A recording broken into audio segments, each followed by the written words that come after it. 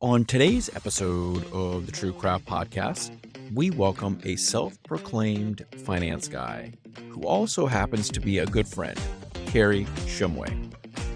Kary and I speak the same language. With more than 20 years of experience in beer and finance, Kary is a wealth of knowledge. On this episode, we discuss why financial literacy is more important now in craft than ever before. You're not going to want to miss this episode. Hey, buddy. Chris Farman, how you doing? Good, Kary. Good, Kary. It's always a pleasure to speak to you.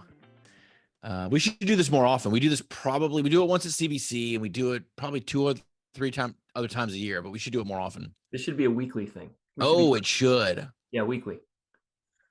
I know. Hey, listen, profits never sleep, Yeah. Cash flow never sleeps. So profits never sleep. That's great. And if they do, you're probably in trouble. That's true. Once they sleep, it's night for your business. So ooh. Just keeps going. Just keeps dishing them. Keeps going. Just pull the string and off I go. Yeah. No, I mean, pre-show we were talking about how important profit is these days, but you made a great point. It's always been important. Yeah. But I feel like it's being felt more now and more brought to the surface. Well, why would you say profit is critical these days, just to be so focused on profit? I think because there's a general awareness rising. I think we've been seeing it as, breweries are starting to focus more on the business side. Mm-hmm. It used to be make great beer and everything's going to be fine. And, it probably worked for a while, but nowadays, it's a lot of people are struggling, and the focus on profit and cash flow is kind of the way to get out of it. It's like the old management adage, whatever you kind of measure and manage, you can improve. So I think it's raising the awareness, like how does this work? Because there's still a lot of people that generally understand, I know I need to make a profit, but like what levers do I need to pull? Like how exactly do I keep track of that? So I think it's people are struggling and they know they need to figure it out. And so here we are. Yeah. So unprecedented times. I'm getting emails from customers and colleagues. They may not be customers, but they own a brewery. They've been in our ecosystem for a long time. And they're coming to me and saying, hey, Chris, my circle of influence, which is 10, 15, 25, whatever it is, breweries, we get together, we talk over email, we have a group chat, group text, and all we're talking about is running our business these days. I was like, tell me more. They're like, you have the goods, right? You have a lot of really solid information on best practices on running a brewery, et cetera. And I think our group needs to hear that, or they could benefit from it. And I was like, let's set something up. So it's certainly top of mind. Are you seeing that as well? For sure. Yeah. I think people are recognizing the need, and then it's, okay, how do I address this need, right? Because there's different ways to do it. Like you can work with them one-on-one, which is what most people want. You look at my numbers and tell me where I can do better, or how do I compare? Most people want to know that, like, how do I compare to other breweries?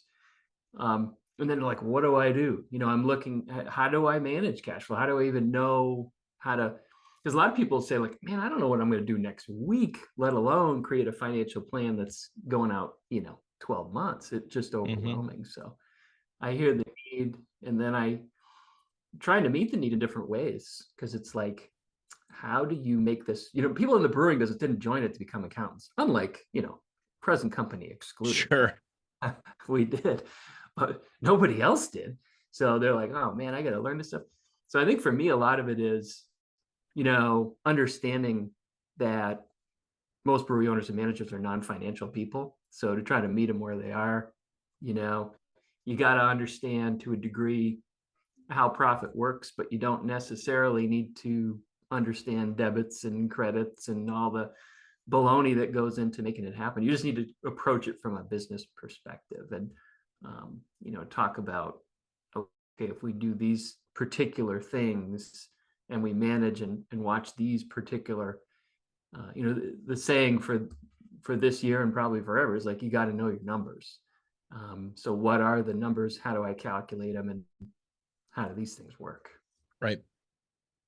Right. I like that. I like the concept of meeting the needs, because every brewery, sometimes we approach engagements. We're like, we know what you need better than you do, but sometimes we just need to sit back and listen Yeah.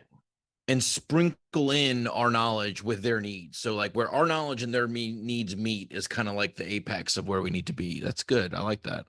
Yeah, I would agree. I think the listening is important too, because a lot of times you're right. We would come in and say, "Oh, geez, you got to do this, this, and this," and they're maybe just not ready for it. Right. So yeah, I try to. People learn. I always think about. Do you play golf? You a golfer? A little bit. Yeah. A little bit. I play it. Back in the day, I played a lot, and now I don't play much at all. But at the time, I would say, well, I would take lessons, and I'm like, it's just not. Then I would take lessons from a different person. It's just not. And then finally, you find that like everything this person is saying makes sense now. So I think people do. People learn different ways. So some are. Sometimes it's the words you use. Sometimes a light just goes on. So I think you got to come at it from different angles. We try to be like, all right, what's the best way? We know you want to improve profits and cash flow, but what's the best way to do this that's actually going to work? As opposed to, you can compare it to anything, a diet that doesn't work. Well, it's not really the diet's fault. A lot of it is, the steps that you need to do, but it's sort of that discipline and the account. And I think the accountability is the big one too. Is like, how do you get and stay motivated to focus on what you need to focus on? So it's that combination. Yeah, meet them where they are, listen to what their needs are, and figure out how you can work with them so they can get the outcome that they want. So, this was another, Dave Ramsey. Have you heard of this guy, Dave Ramsey? Right. Of course. So he had a great saying. I wish I would probably screw this up, but he said basically it's 80% the person in the mirror and 20% the knowledge. So basically, there's a lot of behavioral stuff going on as it relates to really any business, but particularly breweries, and focusing on profit and making the changes that we need to make to get where we want to get. I'm going to open the kimono for a minute. Do you mind? Please do. I was On hoping accountability. On accountability, I'm going to open it up. So we had a client who got miffed. We were using the word miffed before. They got miffed with our recommendations, our monthly recommendations. And the time that we showed up and we said, okay, you need to do this to production labor. And they're like, okay, whatever. And we said, who's going to be in charge of that for the next 30 days? He's like, huh? Who's going to be in charge of it? And when will it get complete? When we turned the accountability up, it got uncomfortable, because for a minute there, our consulting team got poo-pooed on and was like, no, it ain't us. We have all the suggestions in the land and we know the roadmap. And it goes back to the accountability you were talking about. We uncovered that it has to be some tough love there. There's got to be some tough love. And I think each client's different. Each brewery is different in the fact that you got to look at the team, you got to look at the resources. But if a brewery has a decent size team and they're still unable to show up with changes to the recommendations you made within the last 15 to 20 days, then yeah, we have a mirror problem. We have the 80-20 problem you were talking about. Yeah, and it's tough. I mean, that is, it's interesting. It's almost like a filtering mechanism. It's like, if you want to work with us, and I just use us as sort of the collective us. Sure. Really want to work to get better, then you have to. There's a few things that we have to agree to in advance, and one of them is you got to do the work. Because when you're working with people, you can tell them. It's like teach a man to fish, teach a person to fish, right? You gotta take ownership and responsibility of that. And it is hard. And the accountability side can be painful too. But you find those people that really do want to learn and really will do the work, and they'll come back and they're excited. They're probably in the minority, but there are those people out there, and they're being driven by any number of factors. It could be like, I got nothing in the bank. If I don't do this, I'm literally gonna have to sell my house. So that's an unfortunate situation to be in. And then there's others that say, no, I really know this is a core skill set I need to have. I don't need to become CPA, but I need to know my numbers well enough. So there's sort of that internal motivation to do it.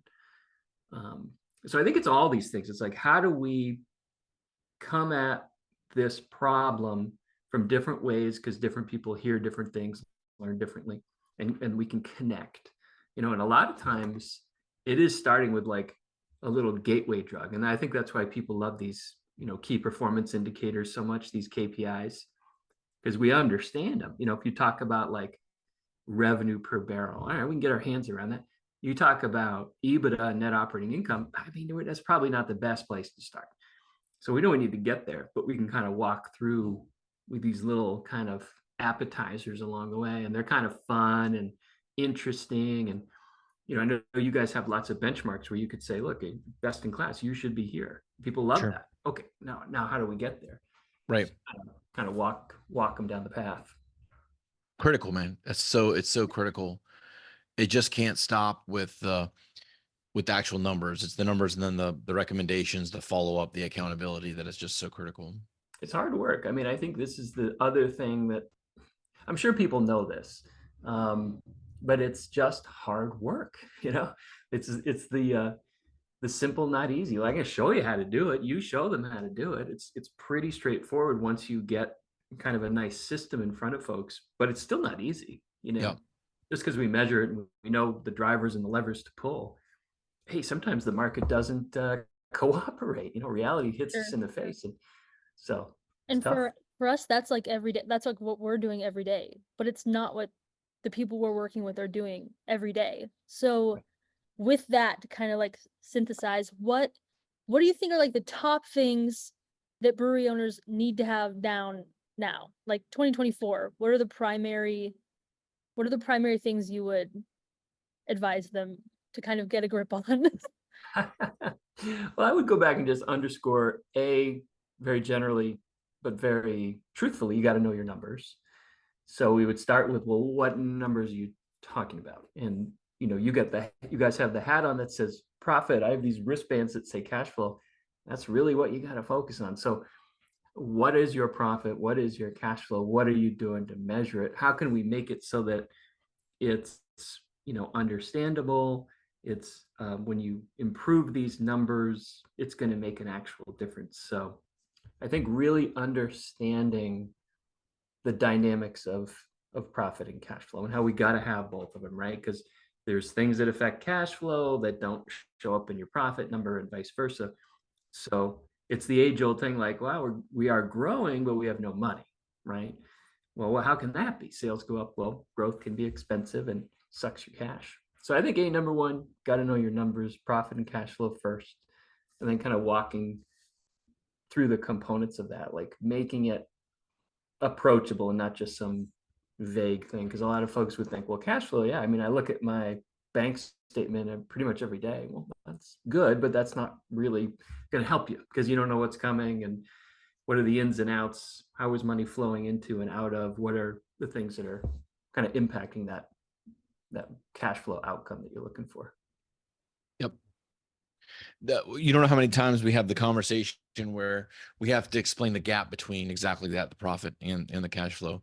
They're showing great earnings month over month, but when we go look at the bank balance, the balance sheet, cash does not stand up to what we see on the profit and loss statement.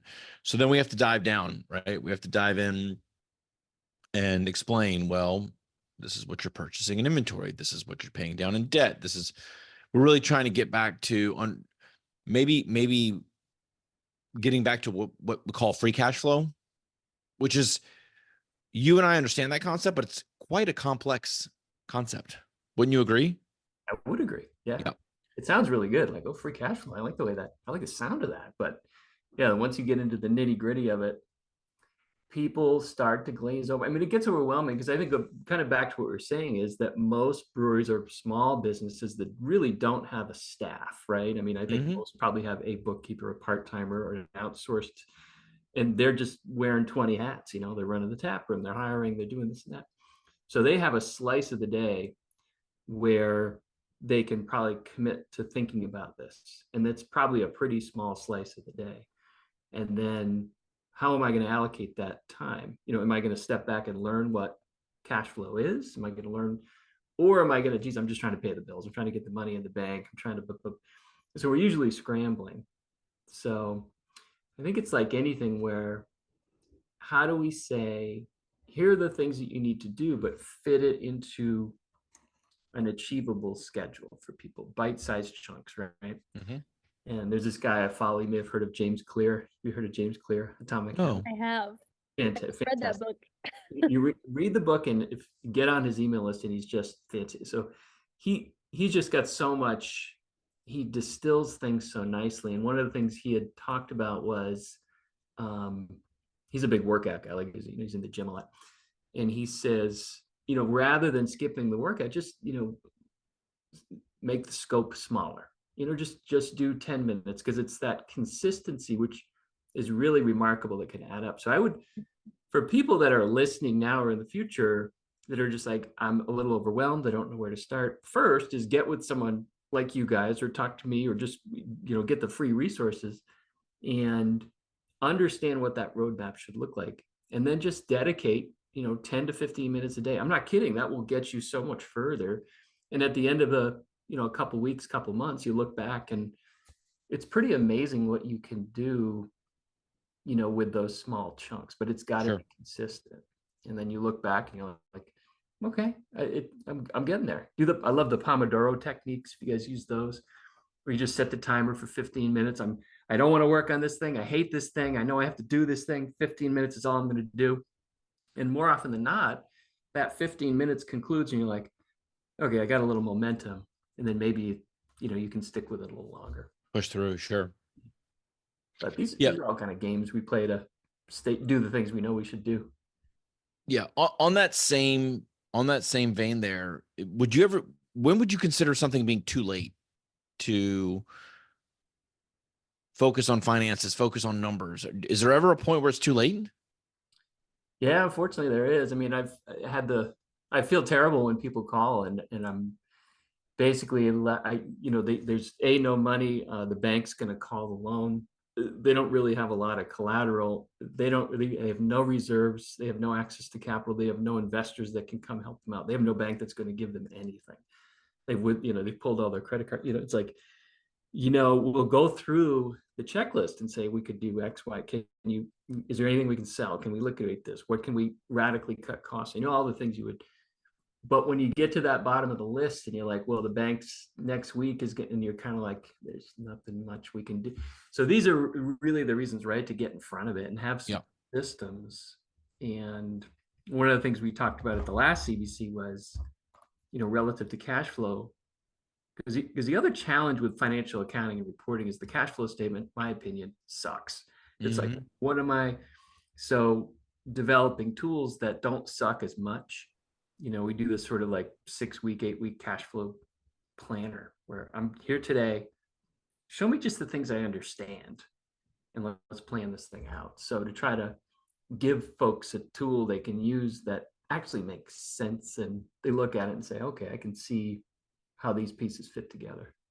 But yeah, there are times, unfortunately, when it's too late. But and also that's business. So if you can get in front of it, know your numbers, understand the drivers, you could still see, wow, this doesn't look good over the next, 6 months or whatever. But now you at least have the opportunity to try to make some corrections there.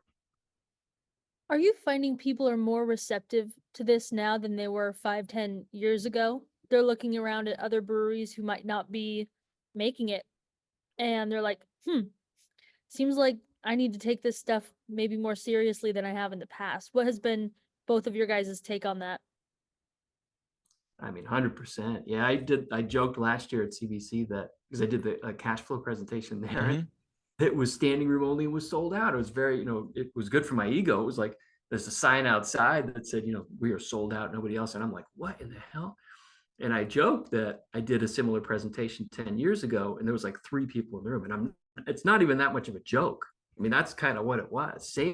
Very similar material, same concept, same audience, probably even the same location. But now people are just clamoring for this stuff. And it is because the need is there. It is becoming more like business focused, and people are struggling.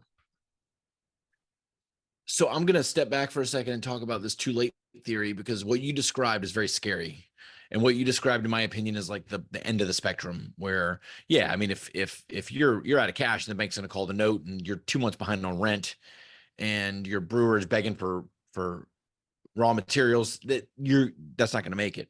Now, if you're not in that position and there is a little cash in the bank and you do have access to capital if you need it, I'd never think it's too late, right? I think you can apply some of the concepts that we've talked about today, whether it's taking 10 minutes, whether it's reaching out to one of us, whether it's browsing our website. You know, Tom and I were talking about it the other day. If you spend enough time on the SBS website, you can glean everything that's in this guy's brain. It may take you a minute, but there's your 10 minutes a day. If you spend a lot of time on your website, Kary, lots of good information there. Thank you. Yeah, I would agree. I mean, both of it's there, and Yep. and it's in an organized fashion. So I think you're right. I think that's probably the place to start. I mean, we all have either time or money or both, right? So if you've got an excess of time, you do this free stuff. If you got an excess of money, not many people do, but if you have it to invest, then yeah, you probably hire someone to help you kind of speed things up. Sure. But I would agree with you. I think too late. There's different degrees of that. So we always think, like, we always advocate for it. You're really trying never to get yourself in that position, obviously. So cash, access to capital, a focus on cash flow is really going to put you in a better position. So if you understand what those things are and how that math works, which really is the place to start, because most people don't, right? They'll focus on profit. There's nothing in the bank. How could that possibly be? When most of the things that affect your cash flow, obviously outside of profit, is sitting on the balance sheet. It's the things you described: inventory, receivables, how fast you pay in payables. Right. Debt service is a solid kick in the butt, and really understanding the dynamics of that. So yeah, too late is a relative term. So it's like the old saying, like, the best time to have done this is 10 years ago. The second best is to do it right now. Right. All right, let's switch topics for a minute. Let's move on to opportunity costs for brewery owners. Can you define opportunity costs in the most simplistic way that you understand it? Yeah, I mean, we've got a limited amount of resources, again, whether that's time or money, and we have to decide how we're going to spend one or both. So it's the opportunity of spending time or money on one thing versus another. So you kind of have to decide where you're going to, kind of invest those resources. So I think the opportunity cost is the relative comparison of doing one thing and and not doing the other. Yeah. So the result basically of a cost benefit analysis. Yeah, sometimes it's not even as sophisticated as that, right? It's like, oh, I got to do this thing over here, and maybe it's not as sort of strategic or thought through. I mean, ideally, yes, people would be like, all right, let me think about if I'm going to invest in a piece of equipment X or Y, like which one is going to give me the better return. Something like that, sure, can help guide the decision. But sometimes it's, we need to hire a new salesperson. We're trying to grow outside distribution. Should we do that or not? Gosh, we really need to do it. We got to grow sales. So there may or may not be actual cost analysis. Like, what is it going to cost to hire that person? What's the commission structure? At what point are we actually breaking even or making money? So those types of questions get, I think, answered in a variety of different ways with different methodologies. And sometimes it's just, we need to hire the person, we hire. Right. Yeah. And on that same thing, right? So if they're not doing the in-depth analysis and they're running the business based off gut feeling or emotion, what do you say to that? How do you feel about that? It's hard to change that. And that's certainly not unique to the brewing space. I mean, I've been in business for however long, 30 years. And, it's different management styles or ownership styles in different generations, sometimes too. Hey, we've gotten this far doing it this way. Why are we going to change now? Okay. Versus sort of a blending of the two, because I do think it's important. You have people starting a business and you got to use your gut. A lot of times you got to use your gut. And then if the numbers can help guide those decisions, then great. But working with folks that So they got to kind of have at least an inkling of a feeling that this will be valuable for them. Right.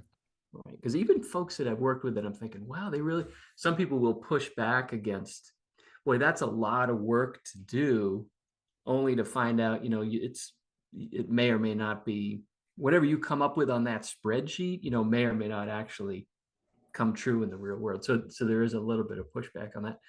So I think it's just, again, you work with people, you find out what their tolerance is for sort of time and things like this. You try to show them the benefits of it, but ultimately, if they're not gonna go for it, then it can be difficult to change folks' minds. Yeah, I think we're certainly past the point where running the business on emotion or gut is gone. It's come and gone, right? I think most people are somewhat in tune with where the sales need to be, or at least at a minimum, how much cash they're putting into the business each month, right? Right. Maybe some people use that as a barometer. If I put in 10,000 over the last couple months and now I'm only putting in 3,000, is it seasonal? Are we growing? Like what's actually happening, right? So everyone has their number, right? Everyone has their number, their kind of touch point, and yeah, it just varies. It varies across the board. But back to what I was saying, I think most people have graduated out of that emotional business modeling because it doesn't last very long. It's not sustainable. And it doesn't work. Right. I often joke, like, when I was CFO for a beer wholesaler, and the guys would come back, sales guys, and I'd be like, well, hi, how's it going out there? What do sales look like? What are the customers saying? And remember this one guy in particular said, I'm having the best year of my career. I mean, it's incredible, and this, that, and the other. Like, wow, that's great. And I go and I run his numbers, and he's down like 8%. So the gut can be misleading. Like, it feels Right. like you go out and like, wow, it feels busy. Stuff's flying off the shelves. But you really got to, again, go back to know the numbers and, understand what's going on. That's a very simplistic example, but you sort of extrapolate that across all of that decision making. And without the numbers to kind of guide you, you can kind of fool yourself sometimes. Yep.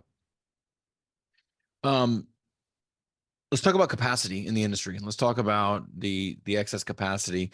Are you noticing that in some, maybe most cases, it could be cheaper to have your beer produced somewhere else than at your own brewery, or if you're weighing the cost of new tanks versus contract brewing, what are you seeing there?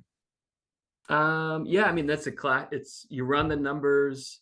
I would say as a general, it really depends, right? So it's so much of a volume game, because when you get into, we have so many small breweries, Mm-hmm. and you've got a certain amount of fixed cost, and it's really hard to overcome. And there are small breweries with small volume with a decent amount of fixed costs. You've got space, you've got people, you've got equipment, on, and you got to hold all that inventory. So the short answer is, most of the time when I've run the numbers, it makes total sense to outsource it and contract it. It really does, because you know what your costs are. You're like, wow, this is tough. And then you're like, oh. So there's certainly the benefits, in my opinion, of it, because two things. One is, it generally is cheaper depending on your circumstance. And two, you know what the cost is. It's not going to change, depending on the contract and all the particulars. But there's a degree of comfort of knowing that that's exactly what I'm going to pay for the beer. That's exactly what I pay for 4-pack 16-ounce, exactly what I pay for 6 barrels. So that pricing becomes a little easier too. Now, there's always fluctuation in material costs and this and that, but the labor and the overhead is pretty much generally going to be a fixed cost for you. So I like the model. I think most folks are reluctant because we want pride of ownership, right? Here again, I'm not sure most people didn't start a brewery to outsource. They started a brewery because they want to brew the beer. They want to make cool stuff, and nothing wrong with any of that. But this is one of the levers that you've got to pull, or at least look at. I mean, to Katie's point earlier, like, you got to run that cost benefit analysis. Like, what does it cost for me to do it now? What might it cost if I have somebody else do it? What's the delta on that? Is it big enough to, make me think about this. And oftentimes it is. So there's a lot that goes into that question, but yeah, I do see that. You just gave me my next hat idea. Oh, okay. You want to know it? I do. It's going to have 3 letters. It's going to have ego, and it's going to have the giant cross symbol through it. So No ego. no egos. I love it. I love Maybe you it. could put that on a kimono though. I want that on a kimono. A kimono. Ooh. I said kimono earlier, and then I'm thinking, man, a prophet hat and a kimono that says, I don't know, no ego. Chris, you need that in Wow. your hat and then a pair of small batch slippers, and you're gonna be Oh, yes. Wow. With dollar signs on each one of them. That would be awesome. See? Yes. This I is the love- merch is going to take off. Forget about accounting services, tax, and you can just make your I know. fortune on merch. We'll add a store section to our website. How about that? Small batch store. I love that. I'll be your first customer. Okay, I have a curiosity question. Yeah. So you're talking about cost benefit analyses again. Are you seeing any of the same major decisions coming up right now among brewery owners? Like, what are the big things people are tackling right now? Are you seeing consistency across the board, or is everyone kind of in their own world dealing with different things? It's I mean, it's a good question. I mean, think about it in different ways. Like, what am I seeing? Like, what are the big things now? I think it's portfolio expansion. Like, used to be if you want to come to our place, you're going to drink nothing but our beer. And that mindset's, I think, completely changed. You'll have guest beer, you'll have ciders, you'll have wine, you'll have mixed drinks, you'll have food, you'll have not just entertainment, not the dude with the acoustic guitar in the corner or trivia night. I mean, getting much more sophisticated. So I think it's really examining kind of the business runs on 2 things, right? Products and customers. And, looking at both of those things, like what products, how can we expand? What are people looking for? And customers, who are our customers? Getting a lot more sophisticated with, these new demographics, different, what's appealing to millennials versus Gen X versus baby boomers versus that. And they're very different things, families. And so I think it's getting a lot more dynamic in terms of expanding the portfolio, getting more sophisticated on who the customer is, and then, targeting that with, I think, more sophisticated marketing as well. So that's just one thing.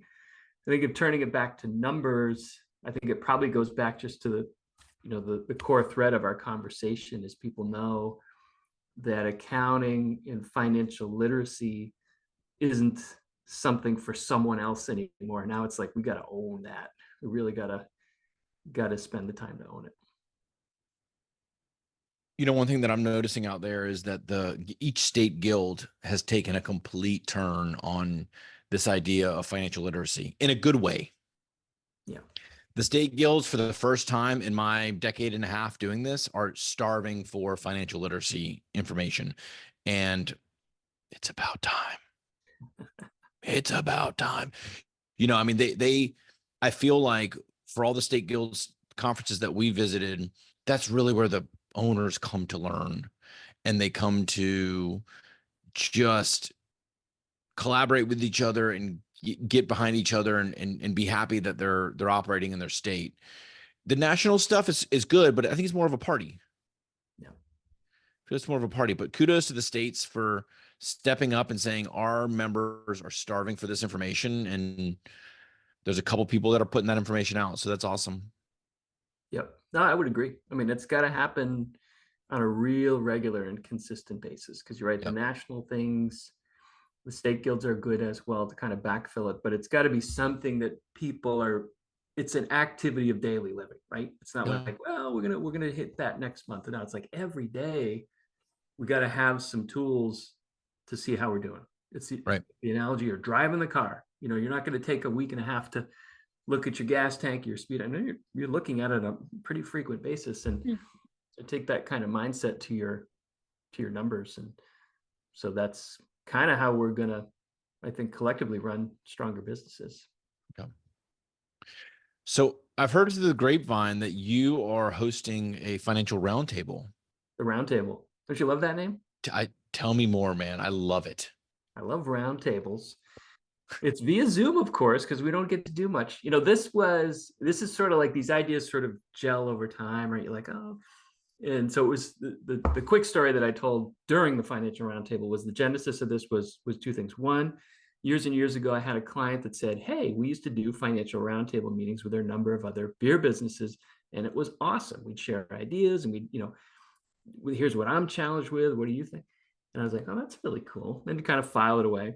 And then we did the financial workshop last year at CBC. And I'm like, this is something that I think people need on a weekly, monthly, or quarterly basis, not just like once a year, but like frequently, which is, and you and I were obviously there. So for folks listening, the way that it worked is we basically went through the core concepts that you need to learn to run a financially successful brewery. So Chris Farman would get up there and explain, look, here's how we build a sales forecast. Here are the drivers of sales, wholesale, self-distribution, taproom. These are the things that you want to look at. You just break it down for people.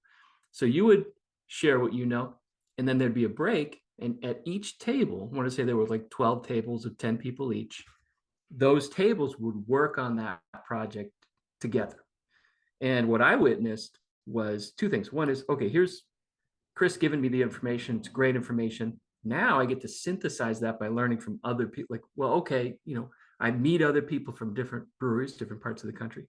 How are you doing it? What did you hear Chris say? How do we pull this thing together? So you meet some cool people, you get sort of that little group accountability. So I'm like, oh, that we could do that like regularly. So these are the sort of the concept of a financial roundtable is I'm going to talk about a subject. And the last one we talked about was, basically your month-end financial procedures. Here's the process you got to follow. We want complete, accurate, and timely financials.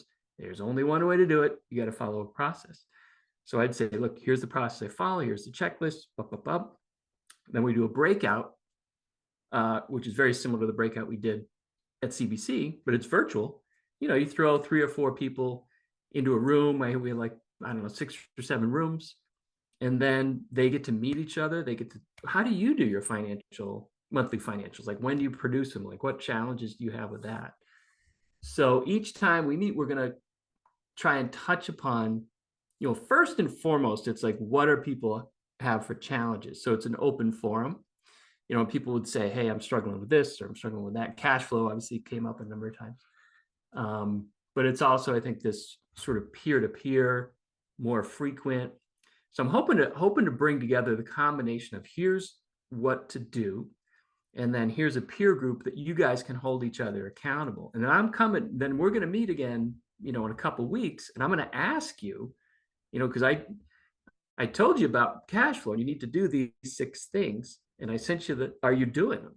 So it's sort of that, not to be a nag, but it's almost like, how do we hold each other accountable to get the outcome that we want? So number one, I think it's really awesome. I think it crystallized for me at CBC last time in the workshop. And then to be able to do it in a virtual is just it's a light lift, right? It's so easy for everyone to just jump on a Zoom. And you can do that on a more regular basis, and then just transfer information, boom, boom, boom. And then we're coming back in a few weeks, and we're gonna see how we're doing. So that is the Brewery Financial Roundtable. Love it. How does someone get involved? To get involved, you can email me, Kary at beerbusinessfinance.com, Kary at beerbusinessfinance.com, or you can check out our website. I don't love the URL, but it's BBF Association, stands for Beer Business Finance Association.org, bbfassociation.org. And all the information is there for them to join?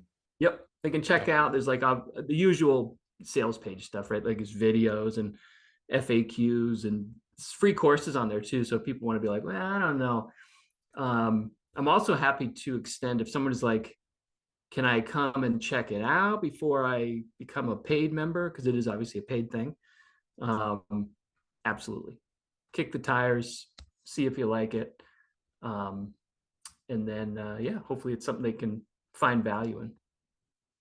Awesome. Very cool. Yeah, I think this is brewery owners getting together and talking about this stuff is critical. I personally know of meetings that are happening not on the finance side, but more on the ops side to to share strategies on everything from hiring to, when do we put in our next tank, to cleaning supplies, to vendors. So the fact that you're putting them together and giving them a good finance base is just amazing. It's great. Thanks, man. Yeah, I love it. And it's actually really enjoyable. But yeah, it's there's a lot, you hear the words like mastermind, it's basically the same idea. But this has like a little bit of a twist to it. So it's not, it's sort of these, I love the peer-to-peer stuff. Mhm. It's sort of like we do like icebreaker questions because people jump on a Zoom like, I don't know who all these people are. Often we're reluctant to turn on the camera, let alone, speak. And it's like, nah, that's not what we're here. You're turning the camera on. You're going to unmute if you have a question. Yeah, we'll use the chat, but I want to hear from Chris Farman, Sure. So I think it's a little bit of getting people out of their comfort zone. There's no doubt about it. But once you're out, you're like, yeah, okay, good. I'm engaged. I'm ready to rock and roll. Yeah. And I think the impact of the collaboration alone is huge in the industry right now. I think that particular topic, like breweries working together, I think is key right now. I totally agree. And it's an industry that really lends itself to that, right? Mhm. So I've been, my worlds, I'm from two worlds, beer wholesalers and breweries. So my first half of my career was one, and now it's in the other. And there's a lot of overlap, but culturally they're very different. Beer wholesalers, by and large, I love them, they're my people, but they really don't share a lot of information amongst each other. It's very competitive and very black box. Breweries couldn't be any more different. A quick example is on our roundtable last week. We did the breakout, and one brewery owner was talking to the other and saying, look, we had some financial challenges and we had to go a different direction. We had to, liquidate some assets. We became tap room only. We actually found a partner that's going to, this is how we structured sort of the buyout of the distribution and everything. And I had to close the breakout room because we had to move on to the next topic. And you close the breakout, and we come back, and the guy who was being given this information was like, "Wait, I want to go back in the room. I need to learn more from this guy." I mean, this is information that most people would be like, I'm just going to keep that to myself. But for the greater good, he was sharing this information, and that's sort of that's the only way it's going to work, is if people are like willing to be, kind of sharing information like that, to help other people out. So I thought that was a particularly cool example. Huge. Yeah. Right. Huge example. Yeah. And I think that's a collective competitive advantage we have as an industry. We know how important crowdsourcing is, brainstorming, etc.